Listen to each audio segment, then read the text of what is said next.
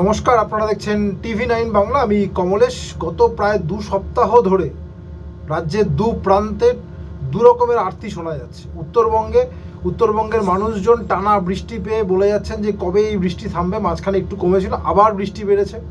আর দক্ষিণবঙ্গের মানুষ একটাই প্রশ্ন, বৃষ্টি কবে হবে। মাঝখানে বর্ষা এলেও যেটা আবহাওয়াবিদরা বলেই রেখেছিলেন যে খুব ভালো বৃষ্টির সম্ভাবনা এই মুহূর্তে নেই, এবং বৃষ্টি সত্যিই নেই। মানে একেবারেই খুব সামান্য বিক্ষিপ্ত বৃষ্টি হচ্ছে, ফলে ঘাটতির পাহাড়ে দক্ষিণবঙ্গ।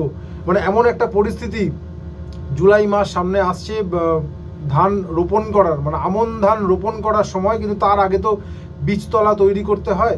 এখন সেই বীজতলা তৈরির সময় বহু জেলায় বীজতলা তৈরি করতে গিয়ে বিপাকে পড়ছেন চাষিরা, কারণ জমি একেবারেই শুকনো, বৃষ্টির জল নেই, সেচের জল দিয়ে কাজ সারতে হচ্ছে। ফলে স্বাভাবিকভাবেই চাষির খরচ বেড়ে যাচ্ছে।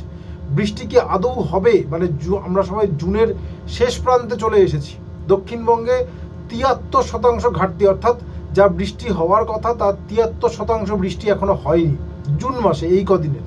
ফলে একটা বড়সড় ঘাটতি রয়েছে। আর উত্তরবঙ্গ যদি দেখা যায়, তাহলে উত্তরবঙ্গ এবং সিকিম মিলিয়ে 67% যা বৃষ্টি হওয়ার কথা তার থেকে 67% বেশি বৃষ্টি হয়েছে। যদিও এর ম্যাক্সিমাম বৃষ্টিটাই হয়েছে উত্তরবঙ্গের উত্তর দিকের 5টা জেলা।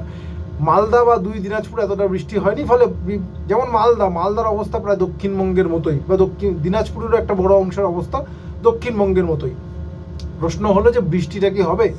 আবহাওয়াবিদরা বলছেন অবশেষে চাকা ঘোরার একটা ইঙ্গিত। মানে উত্তরবঙ্গে বৃষ্টির যে দাপট সেটা আগামী হয়তো আরও 1-2 দিন বা 3 দিন থাকবে। তারপর উত্তরবঙ্গে বৃষ্টি অনেকটাই কমে আসবে এবং দক্ষিণবঙ্গে বৃষ্টি ক্রমশ বাড়বে। বিশেষ করে শুক্রবারের পর থেকে দক্ষিণবঙ্গে বিক্ষিপ্ত যে বৃষ্টি হচ্ছে সেটা আরও মানে ওয়াইড স্প্রেড, মানে বিভিন্ন জেলায় দক্ষিণবঙ্গে বৃষ্টি হবে। এবং শনিবার এখনও পর্যন্ত মানে আবহাওয়াবিদরা বলছেন যে শনিবার থেকে দক্ষিণবঙ্গের বিভিন্ন জেলায় ভারী বৃষ্টি, বিক্ষিপ্তভাবে, গোটা জেলা জুড়ে নয় কিন্তু বিক্ষিপ্তভাবে ভারী বৃষ্টি শুরু হয়ে যেতে পারে। শনিবার আপাতত পূর্বাভাস, শনিবার উত্তর দক্ষিণ 24 পরগনা এবং পূর্ব মেদিনীপুর এই জেলাগুলোর 1টা বা 2টো জায়গায় ভারী বৃষ্টি হতে পারে, এবং রবিবারও কিছু জেলায় ভারী বৃষ্টি হতে পারে।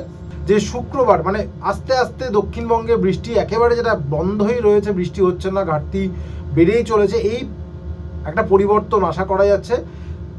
শুক্রবারের পর থেকে দক্ষিণবঙ্গের কিছু কিছু জেলায় ইনক্লুডিং কলকাতা ভারী বৃষ্টির একটা সম্ভাবনা তৈরি হয়েছে। আপাতত শনিবার উত্তর দক্ষিণ 24 পরগনা এবং পূর্ব মেদিনীপুরের কিছু অংশে ভারী বৃষ্টির একটা পূর্বাভাস আবহাওয়া দপ্তর দিয়েছে। এখন কেন ভারী বৃষ্টি দক্ষিণবঙ্গে নেই, এর সবথেকে বড় কারণ তো অবশ্যই বঙ্গোপসাগরে এই মুহূর্তে কোনো নিম্নচাপ, গোটা জুন মাস জুড়ে বঙ্গোপসাগরে কোনো নিম্নচাপ সৃষ্টি হয়নি। মৌসুমি বায়ুর যে প্রবাহ সেটা দক্ষিণা পশ্চিমী, ফলে সোজা বঙ্গোপসাগর থেকে বাতাস চলে যাচ্ছে উত্তরবঙ্গে, সেখানে পাহাড়ে ধাক্কা খাচ্ছে, এবং সিকিম থেকে শুরু করে আমাদের উত্তরবঙ্গের জেলাগুলো এবং উত্তর পূর্ব ভারত ইনক্লুডিং যদি আমরা বলি ভুটান পাহাড়, সব জায়গা জুড়ে বৃষ্টি হচ্ছে এবং অনেক জায়গা মানে বানভাসী পরিস্থিতি।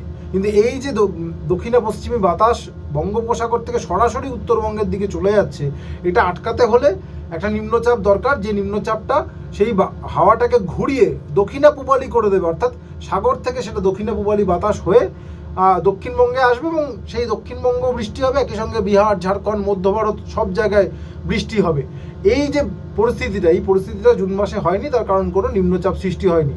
একটা ঘূর্ণাবর্ত হয়েছিল, সেটাও উড়িষ্যার দিকে, ফলে উড়িষ্যা সহ দক্ষিণ ভারতের খানিকটা বিভিন্ন রাজ্য, যেমন খানিকটা মহারাষ্ট্র, খানিকটা অন্ধ্র, এই জায়গায় বৃষ্টি হয়েছে, কিন্তু দক্ষিণবঙ্গের কপাল খোলেনি।